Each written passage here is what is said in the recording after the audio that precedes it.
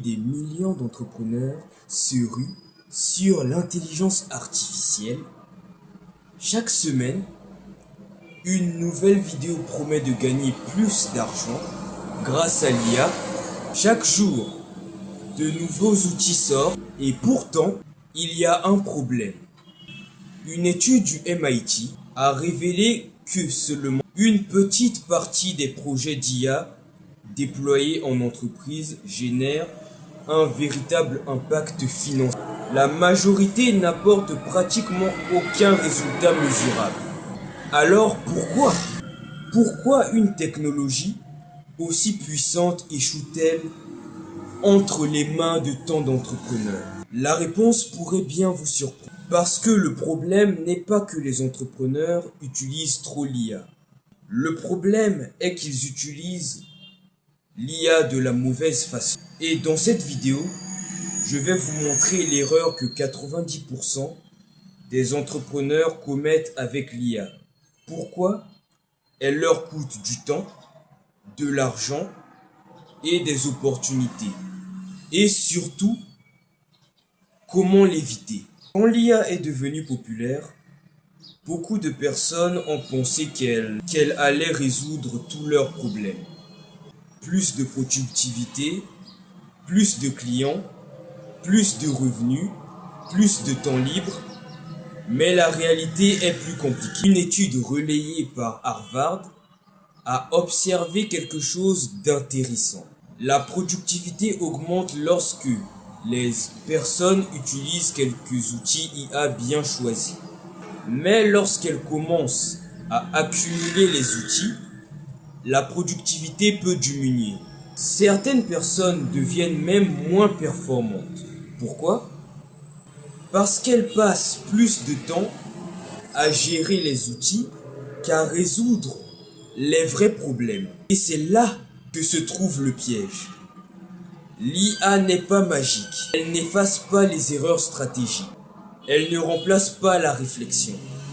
Elle ne remplace pas un système. Pour comprendre cela, regardons ce qui est arrivé à une entreprise valorisée à plusieurs milliards de dollars. Vous avez peut-être déjà entendu parler de Klarna, une entreprise spécialisée dans les paiements en ligne. Lorsque l'IA générative est arrivée, Klarna a fortement misé dessus. L'entreprise a communiqué sur le fait que l'IA pouvait remplacer une grande partie du travail humain dans le service client.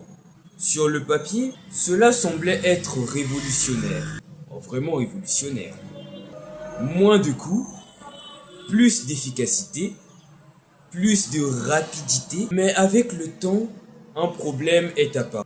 La qualité de l'expérience client ne dépendait pas seulement de la rapidité des réponses, elle dépendait aussi de l'empathie, du jugement, de la compréhension des situations complexes. Et Klarna a finalement reconnu qu'il fallait réintroduire davantage d'interventions humaines.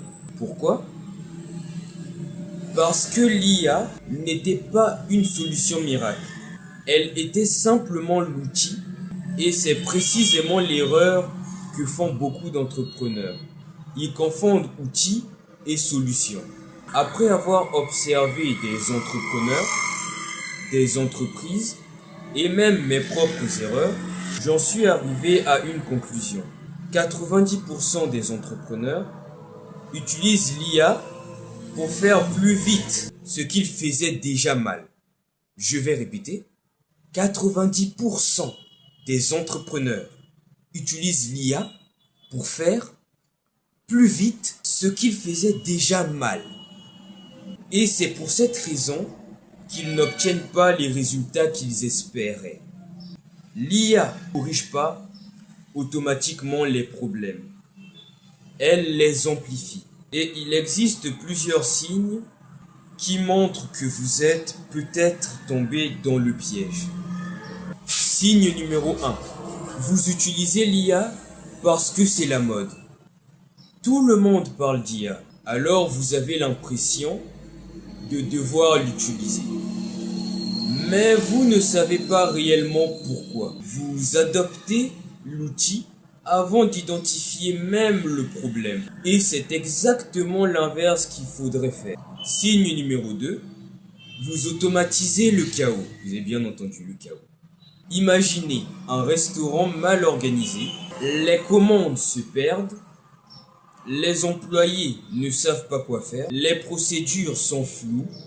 Ajouter l'IA ne va pas résoudre le problème. Vous allez simplement obtenir un restaurant désorganisé. Mais plus rapide, genre plus vite désorganisé quoi. Beaucoup d'entrepreneurs font exactement cela. Vous allez voir dans la suite. Signe numéro 3. Vous laissez l'IA réfléchir à votre place. On va prendre une étude de cas. Écoutez bien. Un cabinet d'avocats a utilisé une IA pour préparer des documents juridiques. Le problème, l'IA a inventé des références qui n'existaient pas. Les professionnels ne les ont pas vérifiées. Résultat, un énorme embarras devant la justice. La leçon à retenir ici est très simple. L'IA peut assister votre réflexion, mais elle ne doit jamais la remplacer. Signe numéro 4. Vous utilisez l'IA pour tout. Certaines personnes veulent utiliser l'IA dans chaque aspect de leur activité. Marketing, vente, support client, stratégie, création, décision. Mais tout n'a pas besoin d'être automatisé. Parfois, la meilleure solution reste la simplicité. Signe numéro 5. Vous cherchez le meilleur outil au lieu du meilleur système. Et c'est probablement l'erreur la plus fréquente. ChatGPT, Claude, Gemini, Perplexity, le prochain outil à la mode. Beaucoup d'entrepreneurs passent des heures à comparer les outils, mais ne passent presque pas aucun temps à améliorer leur système. Je sais exactement de quoi je parle. Personnellement, au début de mon aventure entrepreneuriale, je pensais que mon problème était simple. Je n'avais pas encore trouvé le bon outil, la meilleure automatisation, le meilleur logiciel, mais avec le temps, j'ai compris quelque chose. Mon problème n'était pas l'outil, mon problème était mon système. Oui, vous l'avez bien entendu. Je cherchais un raccourci alors qu'il fallait construire une fondation. Et c'est probablement ce que beaucoup d'entrepreneurs font encore aujourd'hui. Donc vous vous demandez probablement que faire après toutes ces informations que je viens de détailler. Je vais vous donner une solution en 3 étapes très simples. Alors, comment utiliser l'IA correctement? Je vais vous montrer une méthode que j'utilise personnellement qui est très simple. Étape numéro 1. Construisez d'abord le processus manuellement.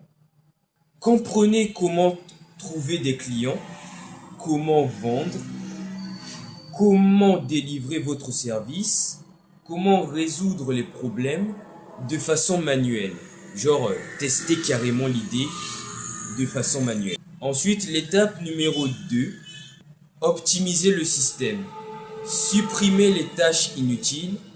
Simplifier les étapes. Rendez le processus plus efficace. Étape numéro 3. Automatiser avec l'IA. Pas avant. Parce qu'à ce moment-là, l'IA devient un multiplicateur, pas une béquille. La formule est dans le processus, puis l'optimisation, puis l'IA. Et non l'inverse. J'espère que vous avez compris. Et donc, pour finir cette vidéo, si votre entreprise est désorganisée, l'IA va simplement la rendre désorganisée plus vite. Si votre stratégie est mauvaise, l'IA va exécuter une mauvaise stratégie plus rapidement. Mais si votre système est solide, alors l'IA peut devenir un levier extraordinaire.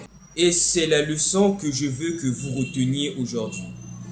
L'IA n'est pas un raccourci vers le succès. C'est un amplificateur de système.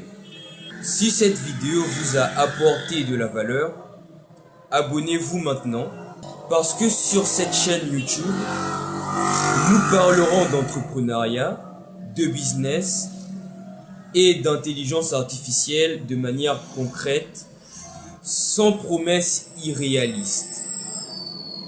Et dites-moi dans les commentaires, quelle est selon vous la plus grande erreur que les entrepreneurs commettent aujourd'hui avec l'IA? Je lis tous vos commentaires. Merci d'avoir regardé cette vidéo et à très bientôt pour une nouvelle vidéo.